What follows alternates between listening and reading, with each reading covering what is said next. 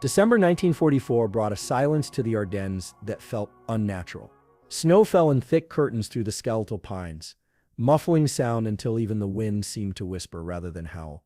Inside the cramped interior of an M10 Wolverine tank destroyer, concealed beneath camouflage netting that sagged under accumulated ice, Private First Class Raymond Thompson pressed his eye against the periscope. Condensation fogged the glass with each exhale. His fingers, stiff inside wool-lined gloves, ached from the penetrating cold that turned steel into a conductor of misery. Through the narrow viewing port, 800 yards down a forest trail, a procession of German armor materialized through the swirling white. Thompson counted methodically. 12 vehicles formed a column that moved with mechanical precision through the narrow passage between towering evergreens. At the head, unmistakable even in reduced visibility, rolled a Tiger I, its long gun protruding like the snout of some prehistoric predator. Behind it came Panzer IVs, their crews invisible behind closed hatches, followed by half-tracks carrying infantry huddled against the weather, and finally the support vehicles, fuel tankers, and supply trucks that formed the vulnerable tail of this steel serpent. They were advancing toward a junction that Thompson knew, from the intelligence briefings that seemed like distant memories now, would give them access to critical supply routes. If this column reached its objective, the 101st Airborne Division, already surrounded and fighting for survival in Bastogne, would lose its final lifeline to the outside world. Thousands of American paratroopers would be completely isolated, left to freeze and starve in their defensive positions. Thompson had received explicit instructions: observe, document, report. Under no circumstances was he authorized to engage without direct orders from battalion command. The radio mounted behind his station crackled with static and fragments of transmissions that dissolved into electronic noise. He was effectively blind and mute to the chain of command, unable to confirm his observations or request permission to act. According to every regulation, every protocol drilled into him during training, his duty was clear: watch the enemy pass and hope someone else could respond in time. But Raymond Thompson was not a man who confused obedience with wisdom. As he studied the column through his scope, calculating angles and measuring distances with the instinctive precision that had defined his entire life, he recognized something the rulebook had never accounted for. Sometimes the greatest threat wasn't the enemy in front of you, it was the opportunity you let slip away. The foundation for this moment had been laid 3 days earlier in a commandeered Belgian farmhouse that leaked cold air through every crack in its ancient walls. The briefing room, if such a generous term could be applied to the drafty kitchen where folding chairs had been arranged in uneven rows, held 24 men from the 702nd Tank Destroyer Battalion. They sat with shoulders hunched, breath visible, while their commanding officer outlined the tactical situation with brutal clarity. "Listen carefully, because I will not repeat this," the captain had said, his Chicago accent cutting through the room's nervous energy. "The situation is deteriorating by the hour. German forces have achieved complete tactical surprise along a 70-mile front. We have units scattered, communication networks compromised, and in some sectors, we don't even know where our own people are positioned." He had paused to let that sink in before delivering the critical directive. "No one engages without explicit confirmation from command. I don't care what appears in your sights. I don't care if you see an entire panzer division forming up for parade. You do not fire without orders. We cannot risk friendly fire incidents. We cannot give away defensive positions prematurely. We maintain fire discipline absolutely." The room had absorbed this intense silence. Everyone understood the reasoning. Operation Watch on the Rhine, as the Germans called their massive offensive, had shattered the front into chaos. Wehrmacht forces, over 200,000 strong with more than 1,000 tanks, had punched through thinly held American lines under cover of terrible weather that grounded Allied aircraft. In the confusion, with units displaced and command structures fractured, the danger of Americans firing on Americans was terrifyingly real. For Thompson, this meant a shift to pure reconnaissance duty. His crew had been assigned to a concealed position overlooking a forest road north of Noville, a small crossroads town whose strategic value far exceeded its modest size. From their elevated ridge, camouflaged among the dense pines, they possessed excellent fields of fire across the approaches to the town. But fire was precisely what they were forbidden to deliver.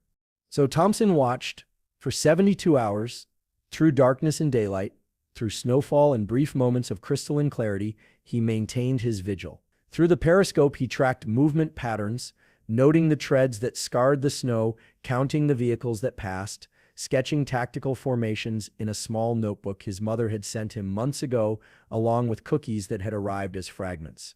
The notebook's pages filled with diagrams, range calculations, wind speed estimates, and detailed observations that would have impressed his mathematics teacher mother. On one occasion, a solitary Panzer IV had crept along the ravine below his position, close enough that Thompson could have disabled it with a single well-placed round. His hand had moved to the firing controls. His crew had looked at him expectantly, but the orders were clear. No permission had been granted. The tank passed unmolested into the forest, and Thompson had added another entry to his notebook, documenting the opportunity lost, and the doctrine followed. The discipline required for such restraint burned in his chest like swallowed acid. Every instinct screamed that allowing enemy armor to move freely was tactical insanity. But Thompson understood consequences. One premature shot could mean dozens of dead Americans if it revealed their position and drew concentrated fire. One mistake could compromise the entire defensive network that protected this sector. The weight of potential friendly casualties from his actions exceeded the frustration of watching enemies escape. Yet, as the hours accumulated and enemy traffic increased, Thompson began to recognize that the calculation had shifted. The question was no longer whether firing violated orders. The question had become whether holding fire ensured a greater catastrophe.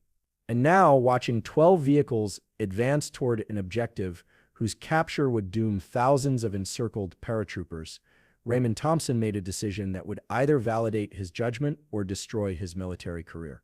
Raymond Charles Thompson had not been shaped by military ambition. He emerged from the vast wheat country of western Kansas, where horizons stretched to infinity and the land taught you about distances, angles, and the mathematics of survival. His father operated a modest machine repair business in a town too small for its own high school, fixing tractors and grain threshers for farmers who measured wealth in equipment functionality rather than bank balances. His mother taught mathematics in the county school system, bringing home lesson plans that young Ray would study with the intensity other children reserved for comic books.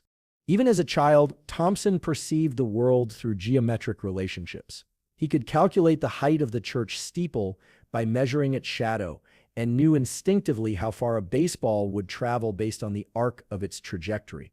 While neighborhood kids built simple slingshots, Ray constructed elaborate devices incorporating counterweights and pulley systems, conducting experiments to determine optimal projectile velocities. His father had called him the little engineer, usually with a mixture of pride and mild exasperation when discovering his son had dismantled yet another household appliance to understand its mechanical principles. The Army had not been a calling, but a pragmatic choice. In 1942, with war consuming the world and opportunities limited for a Kansas farmtown kid, military service offered training, steady pay, and the possibility of studying engineering at government expense. Thompson enlisted expecting classrooms and technical manuals. Instead, he received basic training, advanced to gunnery school, and by mid-1944, found himself wading ashore in Normandy, 22 years old and already aging beyond his years. Combat in the hedgerow country of France had stripped away any romantic notions about warfare. The Bocage terrain, with its ancient earthen walls topped by impenetrable vegetation, created a nightmare landscape where death waited behind every hedge and enemies could be invisible at 10 feet. Thompson watched his friend Jimmy Delgado burn alive when a German shell penetrated their half-track near St. Lo, the screams continuing for seconds that stretched into subjective eternity.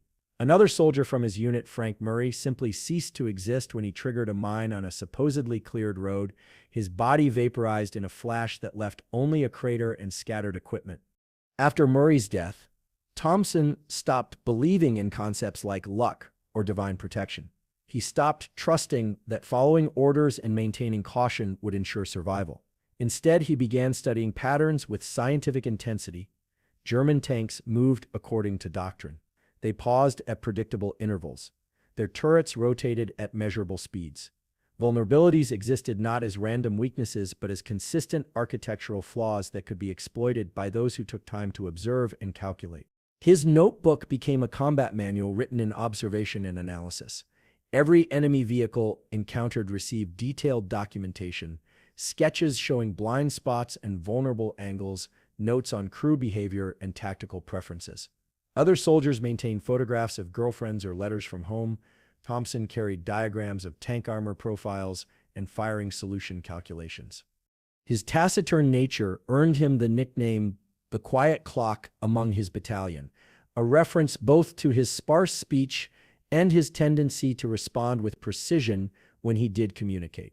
But on the gun, Thompson transformed from silent observer to deadly executor. His accuracy derived not from natural talent but from mathematical preparation. He knew exactly how much a round would drop at 600 yards. He understood how wind deflection varied with shell velocity. When he fired, it was never on instinct but on calculation verified through multiple data points. Officers recognized him as a superior gunner, calm, reliable, effective. What they failed to perceive was the tactical mind hidden behind the modest Kansas exterior. Thompson didn't simply shoot targets. He analyzed battlefields as integrated systems where removing specific components could collapse entire structures. In 3 days, that analytical approach would rewrite tactical doctrine, assuming anyone ever learned what actually happened on a frozen forest road in Belgium. Sometimes warfare punishes those who follow instructions and rewards those who understand when rules become obstacles.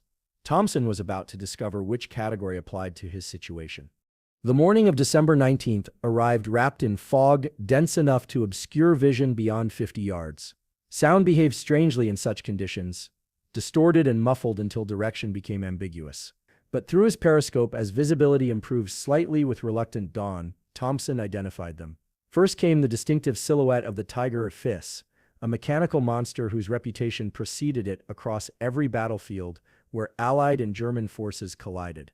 Its long-barreled gun could penetrate nearly any American armor at ranges that left defenders helpless to respond effectively. Behind the Tiger came the main body of the column. 3 Panzer IVs formed the armored corps, each representing decades of German tactical evolution refined into a fast, lethal weapons platform. 2 half-tracks followed, their open tops exposing infantry who sat hunched against weather and anticipated contact. Then came the support tail, ammunition carriers, fuel tankers, a field kitchen, and finally a self-propelled anti-aircraft gun, whose presence indicated German expectations of air attack despite weather conditions that grounded Allied aircraft. The formation moved with textbook precision through the constricted forest road. Steep embankments rose on both sides, the trees growing so close to the path that vehicles barely fit between them. To Thompson's trained eye, the tactical vulnerability was glaringly obvious. This wasn't a road. This was a killing corridor, whose only blessing was that enemy forces didn't recognize it as such. But recognizing the opportunity meant nothing without authorization to act. Radio communication with battalion headquarters remained inconsistent at best, reduced to crackling static punctuated by fragments of transmissions that dissolved before completing. The standing order required Thompson to observe, document, and report enemy movements, then wait for air support or artillery to engage. Under no circumstances was a single tank destroyer crew authorized to initiate combat independently. Yet Thompson wasn't observing a column in transit between objectives. He was watching a blade position to cut the throat of American defensive lines. The road they traveled led directly to Nouville's northern approaches. If they secured that junction, German forces would flank the Bastogne defenders from an unexpected direction, severing the final supply corridor to the 101st Airborne. The encircled paratroopers, already fighting against overwhelming odds in brutal winter conditions, would face complete isolation and certain destruction. The Germans advanced with confidence bordering on arrogance, secure in their belief that American forces remained too disorganized and demoralized to mount effective resistance. They operated under the assumption that tank destroyer doctrine, as they understood it, required coordination through multiple command layers before engagement. A single crew, isolated and cut off from communication networks, would never dare initiate contact without explicit orders. That assumption was about to prove catastrophically incorrect. Thompson studied the column with surgical focus, his mind processing variables that would never appear in any field manual. If he fired prematurely, the Germans would scatter before he could inflict decisive damage. If he selected the wrong initial target, Surviving vehicles might escape or bring overwhelming return fire against his position. But if he chose correctly, if he struck with surgical precision at the exact sequence of targets that would create cascading failure throughout the enemy formation, he might achieve something that conventional tactical wisdom declared impossible. He could dismantle an entire armored column not through superior firepower, but through superior understanding of how the Germans organized their forces and what failures would propagate through their rigid command structure. Thompson's hand moved to the elevation adjustment, his movements deliberate and measured. His loader, sensing something had shifted, prepared the next round without being asked. The other crew members, their trust built through months of combat, waited for direction they understood might never officially come. Raymond Thompson had never fired without authorization. But he had also never watched thousands of American soldiers march towards certain death while he possessed the means to prevent it. Military regulations existed to prevent chaos. But sometimes chaos was exactly what the situation required. He took one final measurement, confirmed his calculations, held his breath against the tension that coiled in his chest, and made a choice that would either end his career or change how the Army understood battlefield initiative. The first round left the M10's barrel with a sound that shattered the forest's morning silence. A thunderclap that sent snow cascading from overloaded branches and announced that the rules had just changed. But Thompson didn't aim for the lead tank. He targeted the third vehicle in the column. The armor-piercing shell struck the Panzer IV in its flank with devastating precision. The explosion sent a shockwave rippling through the trees, a fireball that punched upward into the fog-heavy sky, while metal screamed in protest. The stricken tank lurched sideways, flames pouring from ruptured fuel lines, effectively blocking the narrow road and trapping everything behind it. The column jerked to a halt, confusion spreading like contagion through the formation. But Thompson was already adjusting position, shifting the M10 15 feet to the left to throw off any German gunners attempting to trace his muzzle flash. His loader rammed home the second shell with practiced efficiency. Thompson acquired his next target, the sixth vehicle in line, and fired again. The half-track disintegrated in a blast that scattered infantry like broken dolls. Its fuel tank ignited instantly, flames spreading to dry underbrush and creating a secondary fire that began illuminating the forest floor in hellish orange and black. Bodies tumbled into snowbanks. Survivors scrambled for cover behind burning wreckage, their return fire wild and undisciplined, spraying the tree line with machine gun rounds that struck nothing but empty forest. The Tiger crew at the column's head attempted to reverse, turret rotating as they searched for targets. But the road behind them had become an impassable tangle of burning steel and panicked vehicles. They were trapped by their own tactical doctrine, the tight formation that provided mutual support in open terrain now functioning as a cage that prevented maneuver. Thompson reloaded and fired again, this time at the 8th position. The fuel truck's destruction was biblical in scale. The explosion rocked the hillside with enough force to knock nearby soldiers off their feet, the fireball climbing skyward like a volcanic eruption that backlit the remaining vehicles in stark silhouette. From a distance, the engagement sounded like a full artillery battery had opened fire. In reality, it was one man, one gun, and one calculated gamble paying off beyond all reasonable expectation. The sequence of Thompson's targeting wasn't random or opportunistic. He had studied German tactical organization obsessively during long months of observation. He understood their reliance on formation integrity, knew how they positioned support elements to sustain the armored spearhead, recognized that their doctrine assumed enemies would target the most threatening vehicles first. By destroying the third vehicle, he created a physical roadblock. By hitting the sixth, he jammed the column's midsection. The 8th, the fuel truck, eliminated their ability to retreat and created chaos through the sheer scale of destruction. Each shot functioned as a scalpel cut designed to sever specific arteries in the German tactical body. The result was chain reaction failure, not through overwhelming firepower, but through systematic dismantlement of organizational structure. German forces, now fragmented and leaderless, began firing wildly into the forest.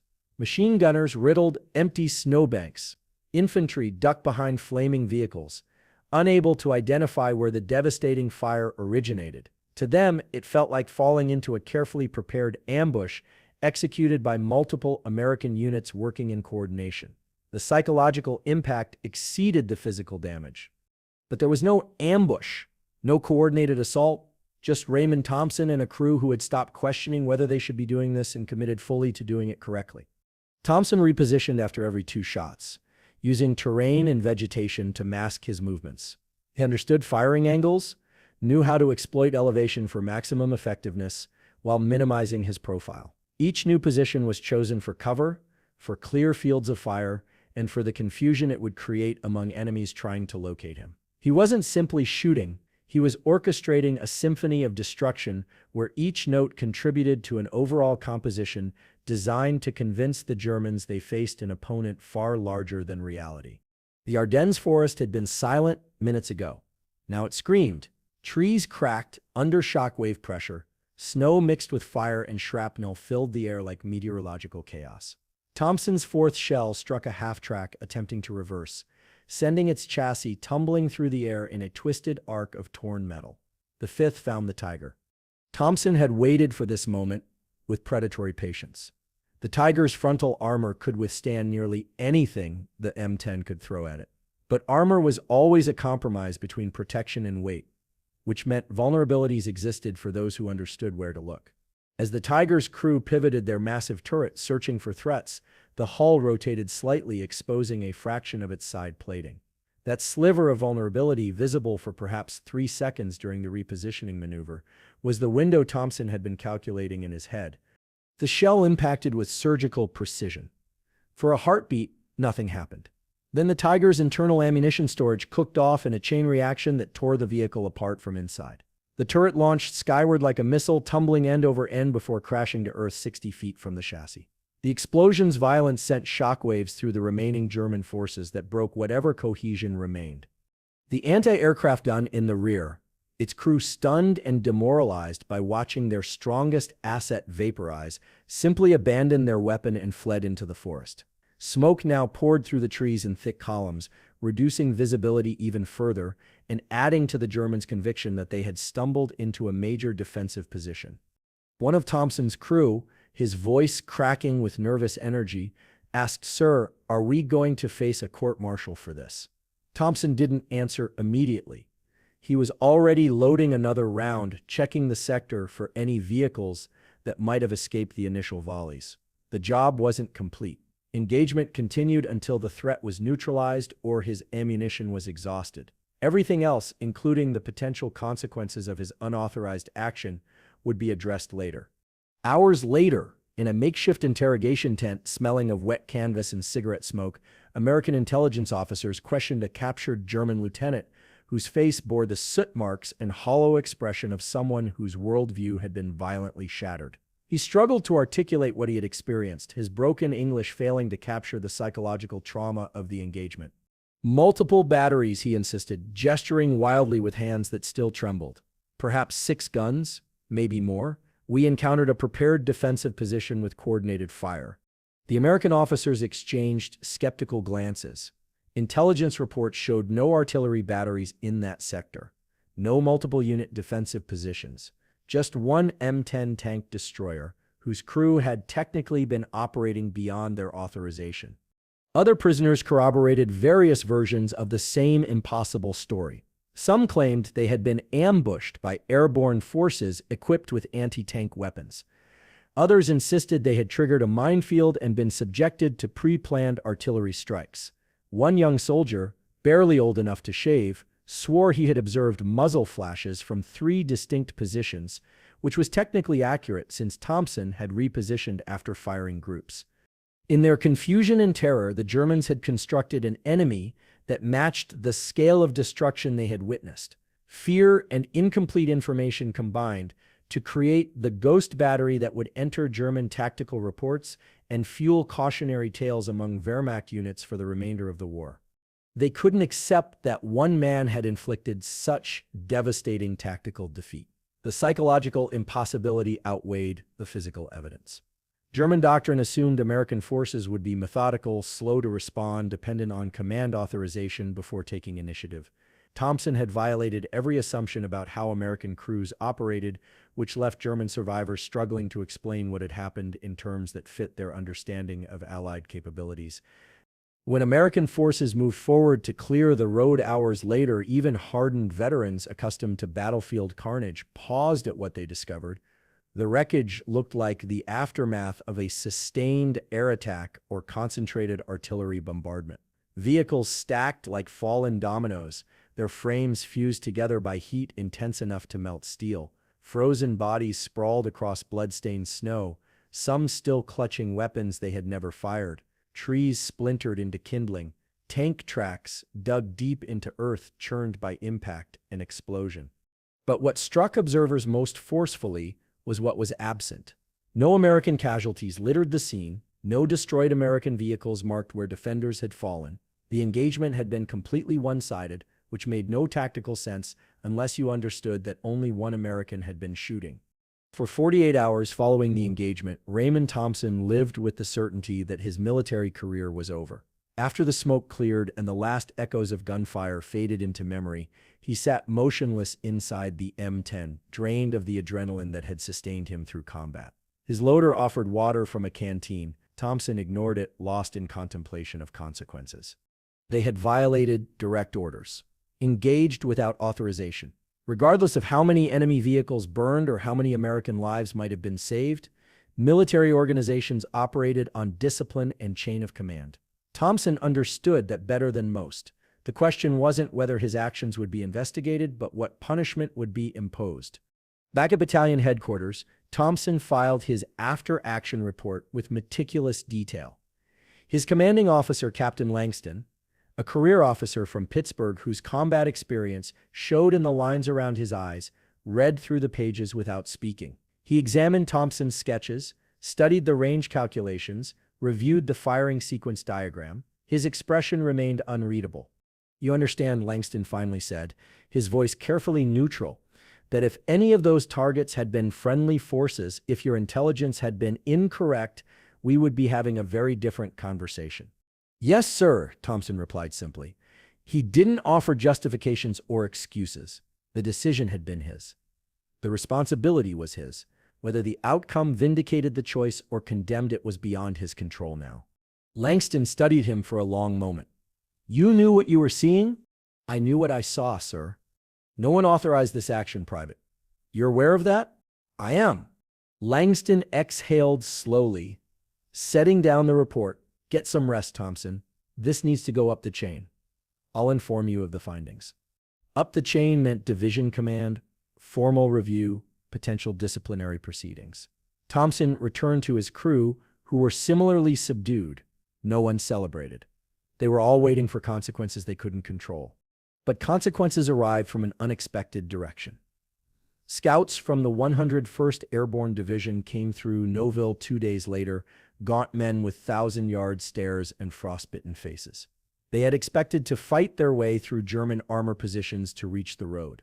Instead, they found a corridor of twisted wreckage and no active resistance.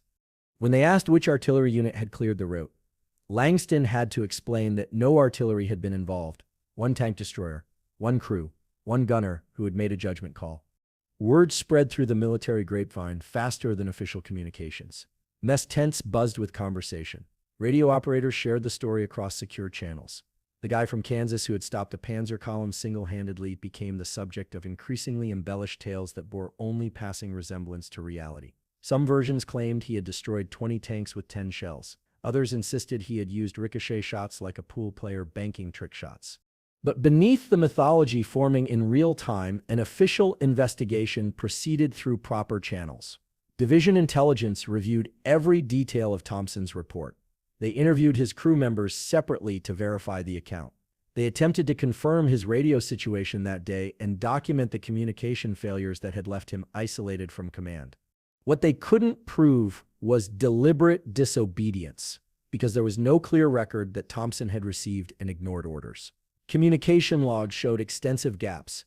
His crew had attempted to report enemy contact multiple times without success. The ambiguity in the official record made prosecution difficult. What they could confirm, however, transformed the investigation's trajectory. 7 German vehicles completely destroyed. 4 more disabled beyond field repair. 0 American casualties from the engagement. 1 strategic road junction, critical to the relief of Bastogne, kept in American hands. 1 airborne division supply line preserved, and 1 decision made in silence without authorization had prevented what would have been a tactical disaster with strategic implications. Captain Langston received the final disposition from Division Command, expecting to deliver a reprimand. Instead, he got something more nuanced.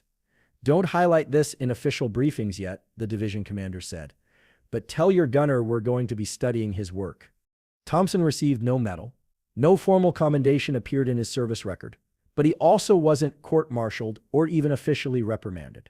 Instead, he was quietly assigned to train other gunners on firing sequence theory, teaching how to disable convoys through systematic targeting rather than overwhelming firepower.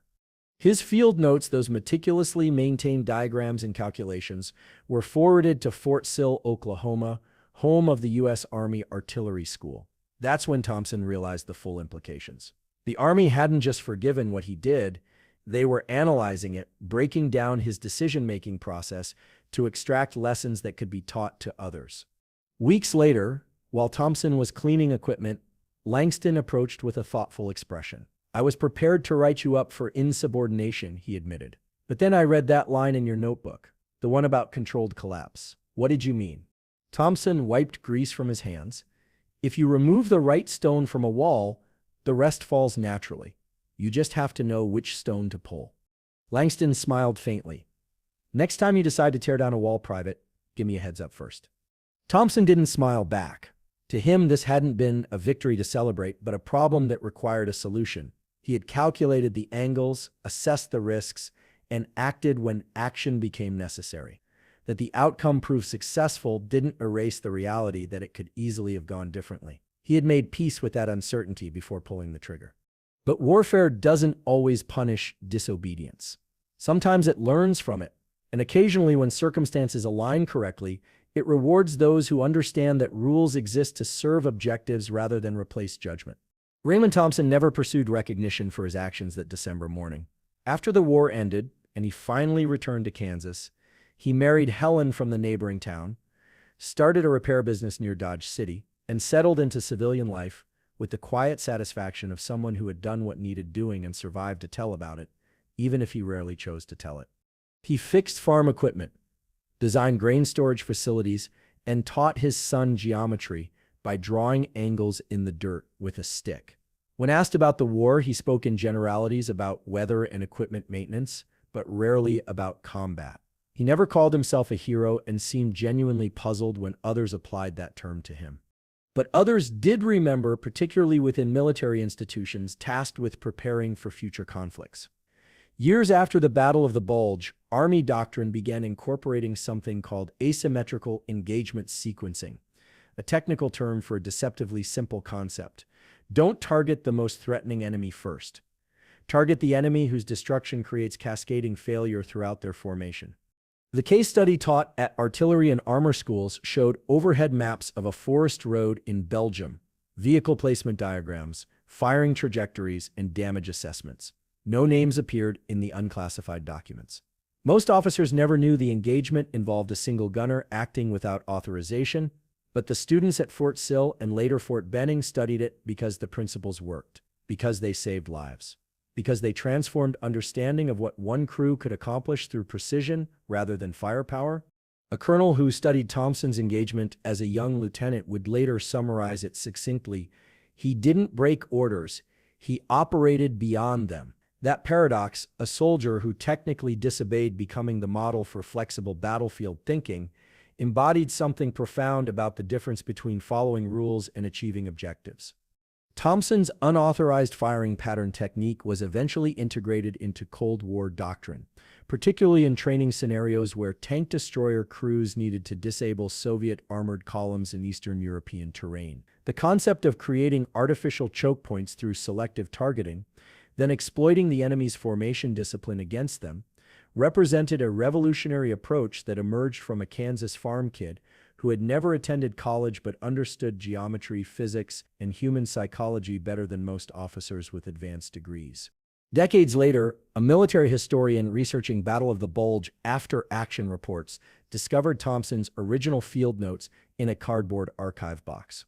The report, stamped with a faded red classification marking that had long since expired, provided enough detail to reconstruct what had actually happened that morning. The historian tracked down Thompson, now in his 80s, living quietly with his wife and a cat named Murphy.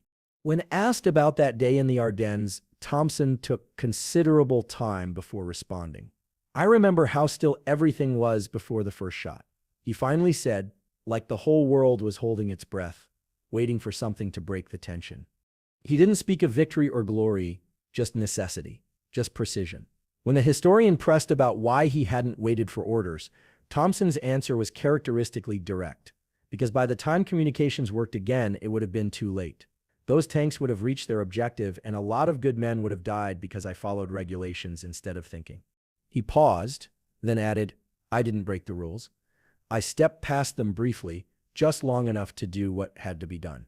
That answer never appeared in official histories, but it captured something essential about combat that no regulation or doctrine could fully address.